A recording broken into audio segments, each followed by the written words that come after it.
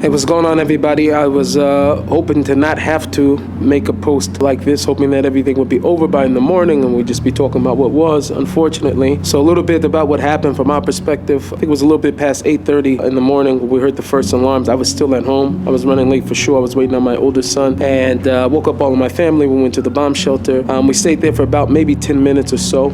After the 10 minutes had passed, we decided I would still go to shul. My son will come with me, and we went and had wonderful services. But throughout the services and the dancing, we would hear occasionally the hazakot, and we all did what we could to run and take cover. And then after some time had passed, we would go back, and maybe it happened 3 or 4 times. There was altogether maybe 10 alarms, but after the 4th time, everybody was kind of already a little worn out from running back and forth. As we did run out, we did see in the sky that the Iron Dome was shooting down rockets.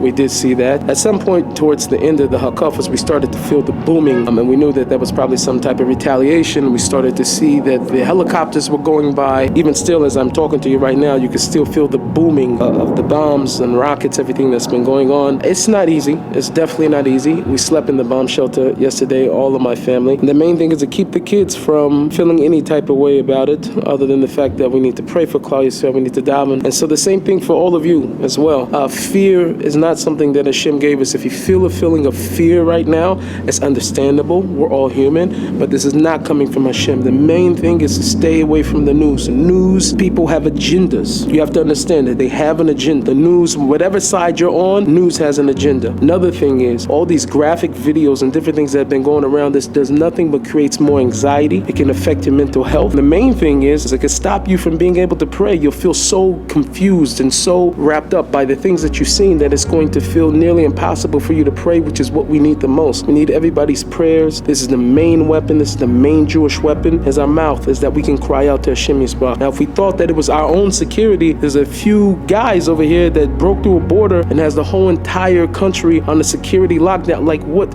So we see it's only Hashem that's protected us. He's always protected us. We need the physical army, but they need Hashem.